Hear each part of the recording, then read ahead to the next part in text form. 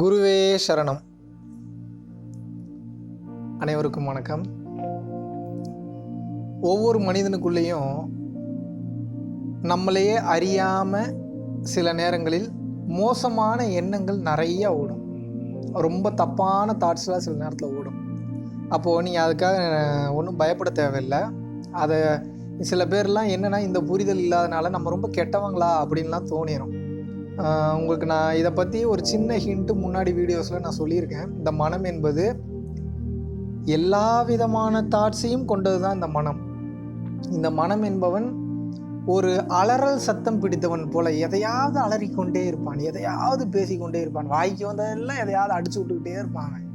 அந்த மனம் என்பதற்கு ஒரு சவுண்ட் இருக்குது, அந்த மனம் என்பதற்கு ஒரு லாங்குவேஜ் இருக்குது, அந்த மனம் என்பதற்கு ஒரு டச் இருக்குது, ஒரு சென்ஸ் இருக்குது. அப்போ அந்த மனம் என்ன பண்ணுன்னா, இந்த மோசமான எண்ணங்கள் உங்களுக்குள்ளே வருது பார்த்தீங்களா, இது எல்லாத்திற்கும் காரணம் யாருன்னா நீங்கள் கிடையாது. நீங்கள் முதல்ல நீங்கன்னு நினச்சிட்டு இருக்க மெட்டீரியலே நீங்கள் கிடையாது. அதை கண்டுபிடிக்க வேண்டியது செல்ஃப் ரியலைசேஷன் சொல்லுவாங்க. அது ஒவ்வொரு மனிதனுடைய கடமை. ஆனால் உண்மையான நீங்களை நீங்கள் கண்டுபிடிக்கிறதுக்கு முன்னாடி இந்த மனசை பற்றின புரிதல் தான். இந்த மோசமான எண்ணங்கள் அனைத்தையும் கிளப்பக்கூடியது இந்த மனம் மட்டும்தான். நீங்கள் அதற்கு பயப்பட வேண்டும் என்ற அவசியம் கிடையவே கிடையாது. ஏன்னா இது எதையாவது பேசிக்கிட்டே இருக்கும், எதையாவது நினச்சிக்கிட்டே இருக்கும். சில நேரத்தில் ரோட்டில் போடணும், சில நேரத்தில் நடந்து போடணும், சில நேரத்தில் குப்புறப்படுத்து காலாட்டணும், சில நேரத்தில் வாழைப்பழம் சாப்பிடணும், சில நேரத்தில் வாழைப்பழம் பிடிக்கலன்னும், சில நேரத்தில் பார்த்தீங்கன்னா எனக்கு பொண்ணுங்களை பிடிக்கும்னும், சில நேரத்தில் பிடிக்காதனும், பொண்ணுங்க பிடிச்ச பொண்ணுங்களே ஓங்கி அறன்னு சொல்லும், பிடிக்காத பசங்களை மிதின்னு சொல்லும், பிடிச்ச பசங்களை கட்டிப்பிடின்னு சொல்லும், இல்லை பிடிச்ச பசங்களே தூக்கி போட்டு மிதின்னு சொல்லும். இது எதையாவது பேசிக்கிட்டே இருக்கும். சில நேரத்துலலாம் உங்கள் மைண்டு என்னெல்லாம் பேசுதுன்னு நீங்கள் ஒரு பேனா பேப்பர் எடுத்து எழுத ஆரம்பிச்சிங்கன்னா, அது நீங்கள் ஒரு நாள் ஒரு டைம் கிடச்சுன்னா நீங்கள் பண்ணி பாருங்கள். ஒரு பேனா பேப்பர் எடுத்து அப்படியே அமைதியாக உட்காந்துக்கிட்டே இருங்க. உங்கள் மைண்ட் என்னெல்லாம் சொல்லுதுன்னு கவனிச்சிக்கிட்டே வாங்க. அது டக்குன்னு எதையாவது சொல்லும், டக்குன்னு ஃபேன் ஓடுது பாரு அப்படின்னு எழுதி வச்சுக்கோங்க. டக்குன்னு பார்த்தீங்கன்னா ஐஸ்வர்யா ராய் வீட்டில் என்ன பண்ணிகிட்டு இருப்பாங்க அப்படின்னு யோசிக்கும், அதையும் எழுதி வச்சுக்கோங்க. டக்குன்னு சம்மந்தமே இல்லாமல் செவ்வாய் கிரகத்தில் தண்ணி இருக்குமான்னு யோசிக்கும், அதையும் எழுதி வச்சுக்கோங்க. வீட்லேயே இருக்கமே அம்மா என்ன பண்ணிகிட்டு இருப்பாங்க இந்த நேரத்தில், அதையும் எழுதி வச்சுக்கோங்க. சில நேரத்தில் இப்போயே உயிர் போயிடுச்சுன்னா என்ன பண்ணுறது அப்படின்னும், அதையும் எழுதி வச்சுக்கோங்க. இந்த மாதிரி ஏகப்பட்ட தாட்ஸ் உங்களுக்கு ஓடிட்டு இருக்கும். எல்லாத்தையும் எழுதி வச்சு பாருங்களேன்.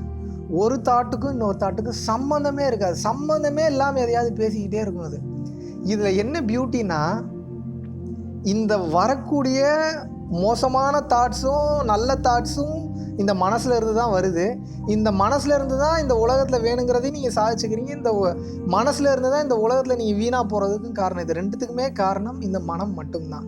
ஸோ இந்த மோசமான எண்ணங்கள் வருதுன்னா அதற்கு நீங்கள் அஞ்ச தேவையில்லை, பயப்பட தேவையில்லை, கவலைப்பட தேவையில்லை. ஏன்னா அது மனதினுடைய இயல்பு என்பதை நீங்கள் புரிந்து கொள்ள வேண்டும். அப்போ என்ன உங்களோட வேலை? இது மோசமான எண்ணங்களை கிளப்பிக்கிட்டே தான் இருக்கும். நீங்கள் சும்மா இருந்தால் கூட அது நிற்காது. உங்கள் மூச்சு என்னைக்கு நிற்கிதோ அன்னைக்கு மட்டும்தான் அந்த மனத்தோட ஓட்டம் அப்படின்றது நிற்கும். அதுக்காக தான் ஞானிகளும் சரி, சித்தர்களும் சரி, யோக சாதனம் பழகுபவர்களும் சரி, மற்ற பயிற்சிகள் பழகுறவங்க எல்லாருமே, சாதனா செய்யக்கூடிய எல்லாருமே அந்த மனதினுடைய ஓட்டத்தை சீர்படுத்தி அதை என்ன பண்ணுது அப்படின்ற அந்த கவனிப்பு வர்றதுக்கு தான் இத்தனை பயிற்சிகளும் பண்ணிகிட்டு இருக்காங்க. ஏன்னா விஷயமே உள்ளதாக இருக்குது. அந்த விஷயத்தை புரிஞ்சுக்கிட்டிங்கன்னா தான் இந்த உலகத்தை பற்றின விஷயங்களை நீங்கள் என்ன ஏதுன்றதை புரிஞ்சுக்க முடியும். அப்போது மோசமான தாட்ஸுன்னு ஒன்று உங்களுக்குள்ளே க்ரியேட் ஆகுது அப்படின்னா அதுக்காக நீங்கள் பயப்படணுன்ற அவசியமே கிடையாது. அது அதனோட இயல்பு தான், அது அப்படி தான் பண்ணுன்றதை நீங்கள் புரிஞ்சுக்கோங்க. அப்போ நீங்கள் என்ன தான் பண்ணணும்? ஒன்றும் பண்ண வேணாம்.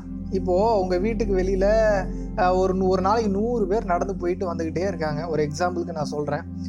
நீங்கள் யாரையாவது கூப்பிட்டு எங்கேப்பா போகிற நீயே அப்படின்னு கேட்டிங்கன்னா தான் அவர் உங்கள் வீட்டுக்குள்ளே வருவார். உங்கள் வீட்டுக்கு முன்னாடி ஒரு கேட் இருக்குது. ஒரு 100 பேரில் ஒரு 200 பேரில் ஒரு 1000 பேர் போனாங்கன்னா கூட நீங்கள் எதுவுமே கேட்கலன்னா யாரும் உங்கள் வீட்டுக்குள்ளே வரப்போகிறது கிடையாது. அது போல தான் நீங்கள் உங்கள் வீட்டுக்குள்ளே இருக்கும்போது இந்த மனம் என்பது அந்த 1000 பேர் நடந்து போகிற மாதிரி அது இஷ்டத்துக்கு நல்லவன் போவான், கெட்டவன் போவான், முடியாதவன் போவான், இன்னசென்ட்டு போவான், எவனாவது போயிட்டு வந்துட்டு தான் இருப்பான். அவனை பற்றிலாம் நீங்கள் கவலைப்பட தேவையில்ல. அதில் எவனும் உங்களுக்கு தேவையோ அவனுங்களை நீங்கள் உள்ளே கூப்பிட்டீங்கன்னா மட்டும்தான் அவனால் ஒன்று உங்களுக்கு நல்லது நடக்கும், இல்லை கெட்டது நடக்கும். ஸோ இந்த மனம் என்பது எதையாவது கிளப்பி விட்டுக்கிட்டே தான் இருக்கும். இதில் உங்களுக்கு எது தேவையோ அதை மட்டும் எடுத்து இந்த உலக காரியங்களுக்காக நீங்கள் யூஸ் பண்ணிக்கோங்க. இந்த புறக்காரியங்களை மனத்தோட சப்போர்ட் இல்லாமல் நீங்கள் ஜெயிக்க முடியாது. அதே சமயத்தில் எல்லா தாட்ஸையும் என்ன நடக்குதுன்னு நீங்கள் பார்த்துக்கிட்டே இருந்தீங்கன்னா, அது எல்லாத்துக்கும் நீங்கள் ரியாக்ட் பண்ணிக்கிட்டே இருந்தீங்க, ரெஸ்பாண்ட் பண்ணிக்கிட்டே இருந்தீங்கன்னா எனர்ஜி பத்தாது, மன நிம்மதி இருக்காது, கஷ்டங்கள் கவலைகள் வந்துவிடும், நிம்மதியற்ற வாழ்க்கையாக மாறிவிடும். ஒரு பொறுப்பற்ற, ஒரு நிம்மதியற்ற, ஒரு மோசமான ஒரு வாழ்க்கை சூழ்நிலைக்கு இந்த மனதின் மொத்த ஓட்டமும் காரணமாகிவிடும். அப்போ இதிலெல்லாம் இருந்து விடுதலை அடையணும், இந்த மனசை புரிஞ்சுக்கணும்னா ஒரே ஒரு காரணம் தான். நீங்கள் என்ன பண்ணலாம் அப்படின்னா, இந்த மனம் என்ன பண்ணுது, ஜஸ்ட்டு ஒரு ஓஷோவும் புத்தரும் இதைத்தான் சொல்லுவாங்க, ஒரு சாட்சியாளனாக இருந்து கவனிங்க அப்படிம்பாங்க. அந்த மனதின் ஓட்டத்தை ஜஸ்ட்டு நீங்கள் எப்போல்லாம் டைம் கிடைக்குதோ அந்த மனதின் ஓட்டத்தை கவனிச்சுக்கிட்டே இருங்களேன். கண்ணை மூடி கவனிக்கலாம், இல்லை கண்ணை திறந்துட்டு கூட கவனிக்கலாம். ஆரம்ப கட்டத்தில் இருந்தீங்கன்னா கண்ணை மூடிட்டு அந்த மன ஓட்டத்தை கவனிச்சுக்கிட்டே இருங்களேன். கவனிக்க கவனிக்க கவனிக்க கவனிக்க என்ன ஆகுனா மன ஓட்டம் குறையும். மன ஓட்டம் குறையும் போது உங்களுக்கு நிம்மதி என்பது கிடைத்துவிடும். அந்த மனசை பொறுத்து தான் இந்த பிரபஞ்சம், இந்த உலகம் எல்லாமே பார்த்திங்கன்னா இயங்கிட்டு இருக்கு. அந்த மனசில் தான் அந்த சகல சூட்சமும் ஒளிஞ்சிட்டு இருக்கு. அந்த மனதை quiet the mind and connect with the cosmic அப்படிம்பாங்க. அந்த மைண்டை குயிட் பண்ணிட்டீங்கன்னா போதும், காஸ்மிக் எனர்ஜியோட கனெக்ட் ஆகிடுவீங்க. அந்த காஸ்மிக் எனர்ஜி தான் இறை சக்தின்னு சொல்லுவாங்க. அதில் தான் உங்களுக்கு தேவைப்படக்கூடிய மொத்த மிராக்கிள்ஸும் அதில் தான் அடங்கியிருக்கு.